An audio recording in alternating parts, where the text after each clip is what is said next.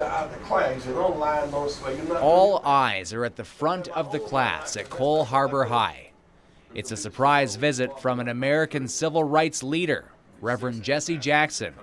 His message, one of choice and hope. Make the right choice to get the right consequence, and therefore choose futures over funerals, and choose life over death, choose hope over dope. Don't self-degrade and don't self-destruct, and use your skills to make life better for all of us. Over the years, there have been several incidents of racial tension at Cole Harbour High. It's a subject Reverend Jackson did not shy away from or dwell on, simply telling these students that no one has a right to do less than their best. It's something Jaleel Simmons will be thinking about for a long time. It means that I have to do what I have to do to make sure that I can be the best person that I can in life. For Jennifer Ryan, a global history teacher at Cole Harbour High, having Reverend Jesse Jackson in today is one of those teachable moments educators dream of. His message today, that's something I'll use in my classroom even tomorrow when we're discussing, his message about peace and particularly, and, doing your best as a young person to make a difference in the world for yourself and others, I thought was, quite compelling. It means these people speak in Gully. The next stop for Reverend Jackson, the nearby Black Cultural Center in Dartmouth. Henry Bishop, the museum curator, calls the visit something the community can be proud of. This is awesome. This is amazing. This is fantastic. And this is incredibly gift from above for Reverend Jesse Jackson to be in our presence. A once-in-a-lifetime visit from a global figure who's larger than life. Lane Farguson, CTV News, Dartmouth. Reverend Jackson, welcome. To you, sir. How are you? Very well. I know you travel a lot. Have you ever traveled to this part of the world before? To Canada, yes, but not to Nova Scotia.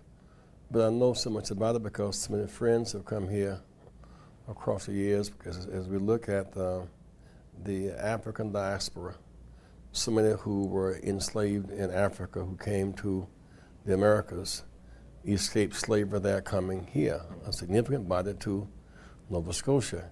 And of course other parts of Canada. This was the land of escape, for them the land of freedom. So there's a rich history of the African Canadian community here in Nova Scotia. Given that history, what is your impression or your sense of Canada's record when it comes to civil rights? Well, these Africans had to fight for their identity. They had to fight for equal protection under the law.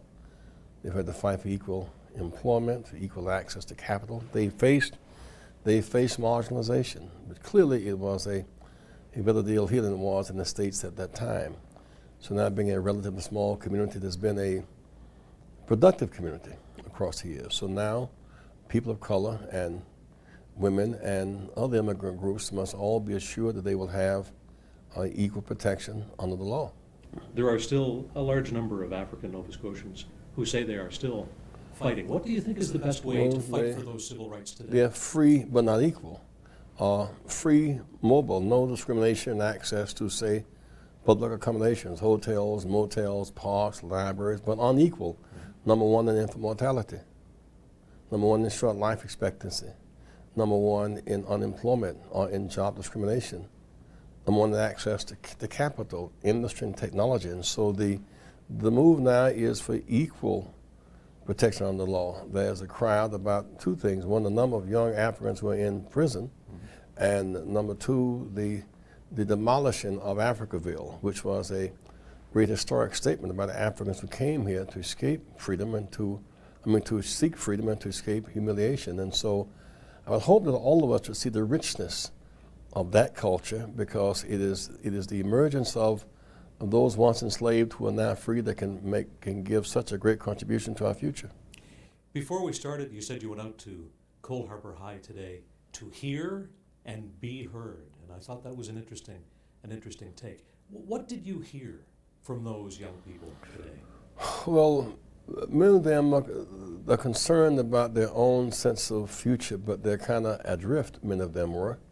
And my point was them that they are privileged children. That I talked about children in Haiti who walk 5 miles a day each way to go to school just to get a free lunch. When they get there, often do not have one book, so they cannot take a book home for homework. How pregnant women eating mud pies for a staple meal. The poorest nation in our hemisphere. Remember those Haitians and Caribbeans came right here to Halifax, seeking their freedom from oppression. Or how many young people in the world do not have drinkable water, or dying from HIV/AIDS, that do not have the possibility of going on to higher education. Here they can drive to school. Here they can be in enough books and the multicultural education. And so they are children of privilege, and they must use that privilege to help others. And do not use that privilege to self-destruct or self-degrade. We've learned to live separately. We must now learn to live together and find meaning in that. And so I want them, when they hit the ground running after the 12th grade, they either go into college or the military or a job, or too often going to jail. They must make some choices now, because there are consequences to every choice that you make. And so I heard what they had to say, but told them that they don't have any reason not to succeed, because they have all the advantages that they need to become productive people. They must begin to dream now, becoming the teacher, the doctor, the lawyer, the computer expert, the builder. They must use their time dreaming. And then I asked them, how many of you know someone in your age group who is dead because of drugs? About half stood. You know someone in your age group who's in jail because of drugs, and all stood. You know somebody in your school who has tried drugs, they all stood. You know somebody who has brought a gun to school, a significant number stood. And then I asked, you know somebody in your age group who considered suicide? About half stood. And that's the logical conclusion of the drug culture, because there is no future in it, there's only funerals in it.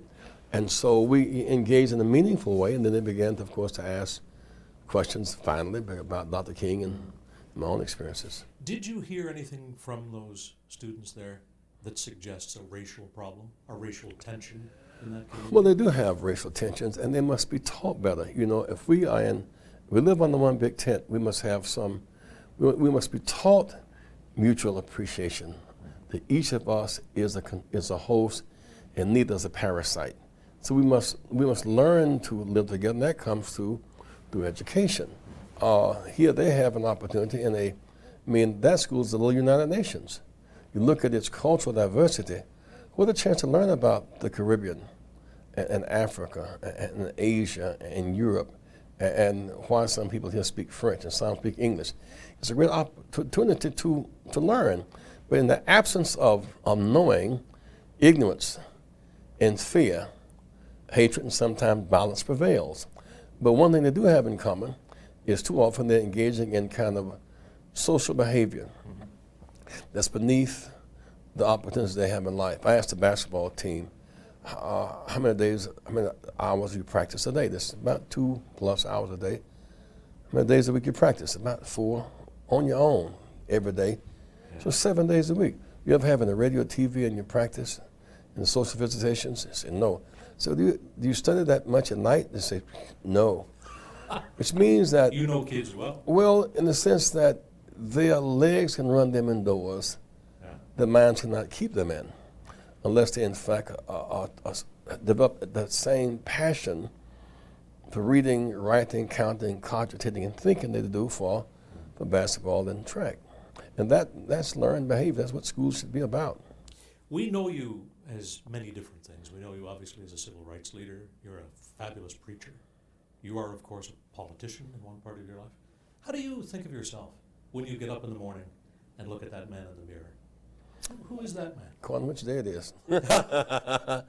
Well, you know, I am a minister, I'm a preacher of the gospel, and I take the mission seriously. One, go into all the world. I do not limit my work to one race and one side of town. So whether I'm in Nova Scotia in Canada, or whether I'm in the West Bank with Palestinians, with Israelis, or whether I'm in the Netherlands, I see this as our world. You're comfortable in all those places? I am, because I know that once people move from racial battleground and fear to common ground and hope, we're fundamentally the same in our basic human DNA.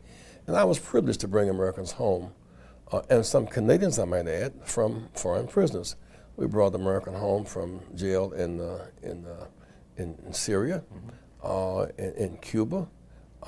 We brought Americans home from Iraq. Some of those were Canadians, actually, as well as British citizens, and some from Yugoslavia. And because I had a sense of how to relate to those different leaders without the baggage of politics and fear peddling. In the political part of your life, you were the most successful African-American politician in terms of the presidency up until Barack Obama. How surprised are you, sitting here today, that Barack Obama is President of the United States of America?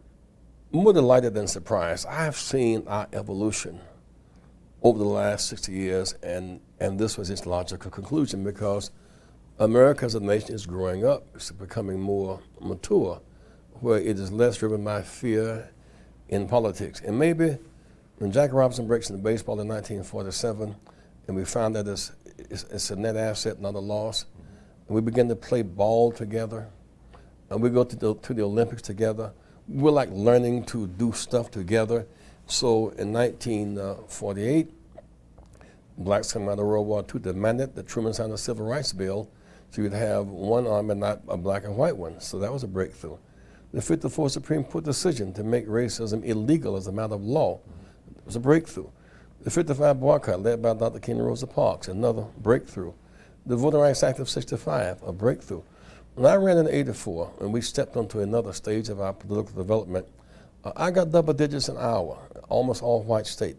There was a statement about that was the body of white people who could move to the next level of relationships. And we got 3 million votes. And by 1988, we were able to change rules. You know, the rules called winner take all. If I got 49, you got 51, you took all. Right. We got something called proportionality. Right.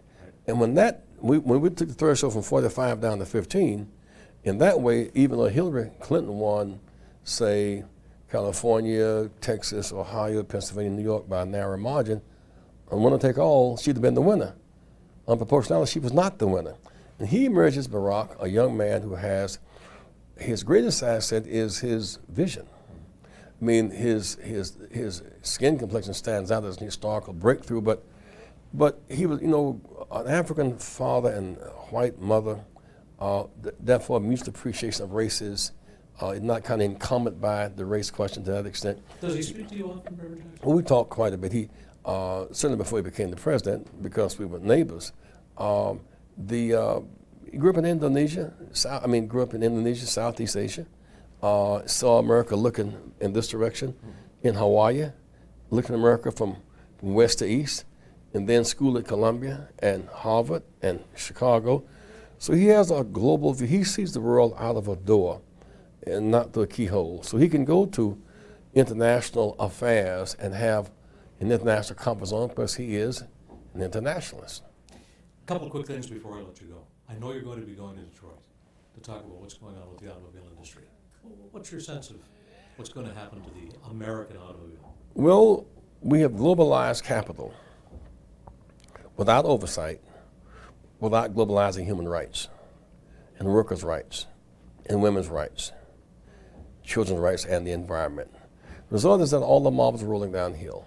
A lot of focus about workers are making too much money and their retirees are making too much money. They don't mention, for every American car that comes off of a assembly line, it's minus $1,500 in insurance. Number two, they don't mention the lack of access to capital. All of the giving of money to banks for stimulus, they still refuse to lend. The third, of course, is trade. Last year, Americans bought 750,000 cars from South Korea. They bought 5,000 from us. That's because we give them bridges, they give us walls. Now as they close down GM plants at home, they're opening up plants in China. So this issue of fair trade as the centerpiece of free trade must be a key to reindustrialization. It doesn't make sense for us to bail out GM and relieve it of its obligations, for it to invest in cheaper labor in China and then take American jobs. That does not stand to reason. So there must be some plan for reindustrialization. It deals with jobs, insurance, health care, labor costs, and fair trade. Final question. History tells me that we almost lost you to Major League Baseball. You were a real good ball player in Well, the late 1950s. well, I was into athletics first You're as a obligated to the child. contract. Well, yeah, I was. But I, grew up, beyond that stage of my life. And at some point decided they are fighting for dignity for all people, because I was arrested trying to use the public library. It was the insult was compounded because my father was a veteran of World War II and didn't have the right to vote. So early on, I had to kind of grow up beyond my years. And then, of course, to meet Dr. King, which was its own kind of awesome experience. Changed it all. Well, I said to kids today at the school, and I said, we think of him as the I Have a Dream speaker. I said, Dr. King finished high school at 15. Smart. He finished college at 19. He finished seminary at 22. His PhD at 26. So combined with that commitment to academic and intelligence development, plus courage, fighting the issues that matter, he became the phenomenon he is. But that's available to all of us. We can all study harder and do more. We can all seek to be a better person. We can all begin to have values that have universal applications, so that whether we're white, black, or brown, we can all fight torture. We can all fight terror. We can all fight drug flow. We can all fight to stop the violence. We can all fight to make people feel more secure and not more threatened. So these values that he embraced have universal and eternal value. Great pleasure talking to you today, Reverend Jackson. Thank you. Thank you, sir.